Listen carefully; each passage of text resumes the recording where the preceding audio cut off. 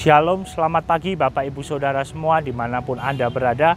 Saya berdoa kita tetap aman di dalam lindungan Tuhan. Saya berdoa kita tetap kuat berharap kepada Tuhan. Bapak Ibu Saudara semua yang ada dimanapun Anda berada, saya ingin membagikan firman Tuhan. Firman Tuhan yang rasanya sering banget kita baca, firman Tuhan yang rasanya sering banget kita renungkan, tapi pada hari ini izinkan saya membagikannya supaya ini makin meresap di dalam roh kita dan kita menjadi manusia yang luar biasa di hadapan Tuhan. Kalau boleh saya beri judul firman Tuhan pada hari ini, saya beri judul tentang menjaga hati. Jagalah hati. Kita baca ayatnya bersama-sama, Amsal 4 ayat 23. Amsal 4 ayat 23, izinkan saya membacakannya. Jagalah hatimu dengan segala kewaspadaan, karena dari situlah terpancar kehidupan. Ini spesifik sekali. Tuhan menuliskan lewat Alkitab, lewat bimbingan Roh Kudus di Alkitab untuk menjaga hati. Untuk menjaga hati kita dengan segala kewaspadaan. Karena dari situlah terpancar kehidupan. Rupanya hati, situasi hati kita, kondisi hati kita memancarkan kehidupan keluar. Kalau kondisi hati kita baik, penuh sukacita, maka kita akan memancarkan kehidupan yang penuh dengan hal-hal yang positif. Kalau hati kita bersyukur, kehidupan kita menjadi lebih baik. Kalau hati kita tetap berpikiran positif, kalau hati kita tetap berharap kepada Tuhan, maka kehidupan yang kita pancarkan adalah kehidupan yang penuh dengan hal-hal positif juga. Tapi kalau hati kita memendam benci, kalau hati kita memendam dendam, kalau hati kita memendam hal-hal yang negatif, maka kita juga akan memancarkan kehidupan yang negatif. Dan oleh sebab itu Tuhan spesifik dia menyuruh kita untuk menjaga hati. Karena dari dalam hati keluar segala hal. Karena dari dalam hati yang di dalam ini menunjukkan kehidupan kita yang di luar. Oleh sebab itu Tuhan menyuruh kita untuk menjaga hati. Dan hati ini, kalau saya boleh bilang, hati ini sangat mudah terpengaruh oleh situasi. Hati ini sangat mudah terpengaruh oleh kondisi-kondisi di luar. Dalam satu hari, kalau kita boleh renungkan, kita ambil contoh satu hari, ada banyak keputusan-keputusan yang kita ambil dalam kehidupan. Ada banyak pilihan-pilihan yang kita ambil dalam kehidupan. Dan tiap keputusan, tiap pilihan yang kita ambil, itu bisa mempengaruhi situasi hati kita. Itu bisa mempengaruhi kondisi hati kita.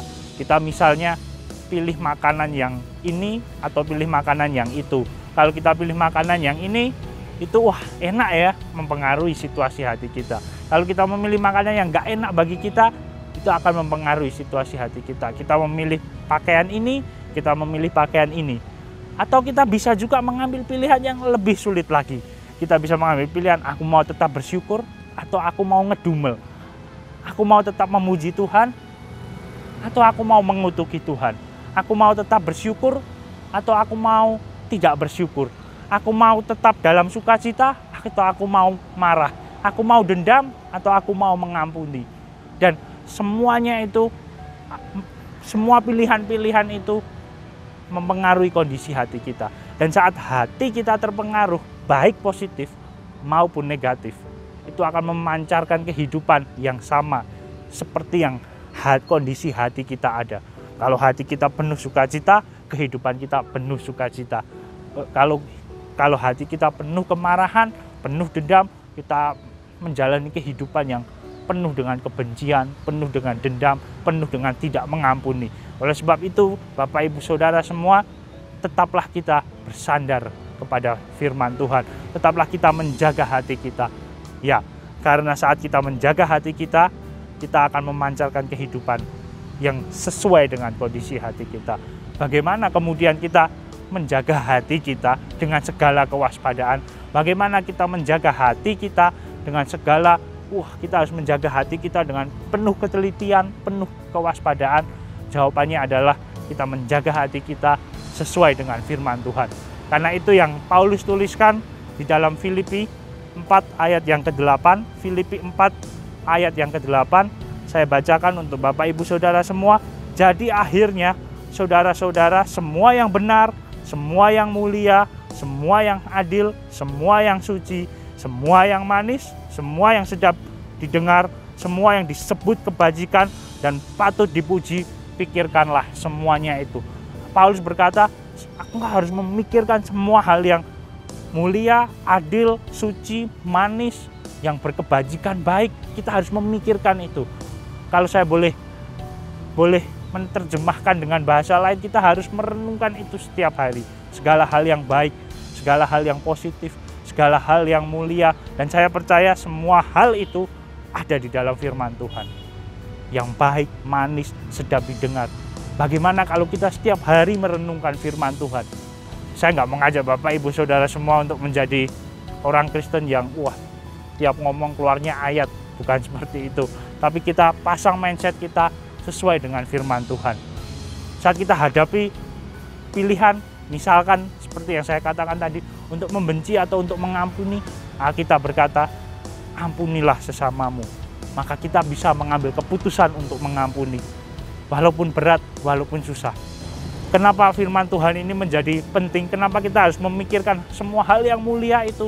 Kenapa kita harus memikirkan semua hal yang baik itu, semua hal yang kudus itu? Karena firman Tuhan sama seperti kompas, kalau saya boleh bilang ya. Saat kita menjadikan firman Tuhan kompas kehidupan kita, maka dimanapun kita berada, dalam tanda kutip, kita tidak akan tersesat. Kenapa? Karena kita boleh bawa kompas, kita boleh putar kompas dimanapun, kita boleh bawa kompas di tempat hutan A, kita boleh bawa kompas sampai ke pucuk gunung, kita boleh bawa kompas di lautan. Kompas selalu menunjuk arah utara. Kompas selalu menunjuk arah utara. Oleh sebab itu Bapak Ibu Saudara semua, kenapa firman Tuhan saya umpamakan sebagai kompas? Karena kita boleh berada di situasi apapun, kita boleh berada di kondisi apapun, kita boleh berada dimanapun kita berada, firman Tuhan selalu menunjukkan kebenaran. Firman Tuhan selalu memberi bimbingan di jalan mana kita akan berada. Oleh sebab itu Bapak Ibu Saudara semua, saat kita menjaga hati kita sesuai dengan firman Tuhan, sama seperti kompas tadi, kita tidak mudah tergoyahkan. Kita tidak mudah terombang-ambing oleh situasi. Kita tidak mudah terombang-ambing oleh keadaan. Karena kita tahu the true north, kita tahu utara yang sejati, kita tahu utara yang sebenarnya. Saat kita bawa firman Tuhan dimanapun, dia akan selalu menunjukkan ke arah kebenaran, dia akan selalu menunjukkan ke arah kekekalan, dia akan selalu menunjukkan ke arah yang mulia, suci, kudus, dan berkenan. Oleh sebab itu Bapak Ibu Saudara semua, dalam pekerjaan kita, mari kita fokus kepada firman Tuhan, karena firman Tuhan penuh dengan kebenaran. Saat kita bersekolah, mari kita fokus pada firman Tuhan, karena di sana ada banyak hal yang membimbing kita. Saat kita melayani Tuhan, kita letakkan firman Tuhan di atas segala-galanya. Saat kita menjalani hubungan dengan siapapun, mari kita jadikan firman Tuhan fondasi yang kuat. Karena firman Tuhan dimanapun, sampai kapanpun, bahkan firman Tuhan terbukti oleh zaman, dia tetap menuju ke arah kebenaran. Oleh sebab itu, mari kita menjaga hati kita, mari kita berfokus kepada firman Tuhan, karena dari situlah terpancar kehidupan. Saya berharap kita semua tetap menjaga hati kita semua tetap berfokus kepada hal-hal yang baik dari firman Tuhan. Sehingga kita tidak mudah terombang-ambingkan dan kita bisa mengambil keputusan yang baik dan benar. Mari kita berdoa. Saya berdoa untuk Bapak Ibu Saudara semua. Tuhan, terima kasih Tuhan buat kebenaran firman-Mu Tuhan.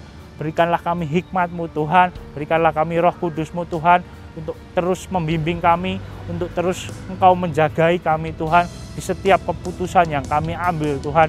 Bantu kami untuk menjaga hati kami Tuhan, jadikanlah hidup kami kehidupan yang memancarkan kebaikan, jadikanlah hidup kami hidup yang memancarkan sukacita, memancarkan damai sejahtera Tuhan. Terima kasih Tuhan, Engkau jagai kami semua, setiap orang yang mendengarkan firman ini Tuhan, Engkau urapi, Engkau jagai dengan kuasa-Mu Tuhan, Engkau jagai dengan damai sejahtera-Mu Tuhan, Engkau jagai kami semua, Engkau jagai gereja lokal kami, Engkau jagai setiap pemimpin-pemimpin di gereja lokal kami Tuhan. Tapi kami tidak lupa berdoa Tuhan, kami berdoa untuk pemimpin-pemimpin bangsa ini Tuhan, untuk mengambil keputusan-keputusan yang sesuai dengan firman-Mu Tuhan, untuk mengambil keputusan-keputusan yang berhikmat, walaupun kondisi boleh susah Tuhan, tapi Engkau tetap bimbing pemimpin-pemimpin kami. Engkau bimbing setiap kami Tuhan, Bapak rumah tangga, Ibu rumah tangga, anak Tuhan, Engkau bimbing kami setiap pekerja profesional, pelajar atau apapun pekerjaan kami Tuhan, berikan kami hikmat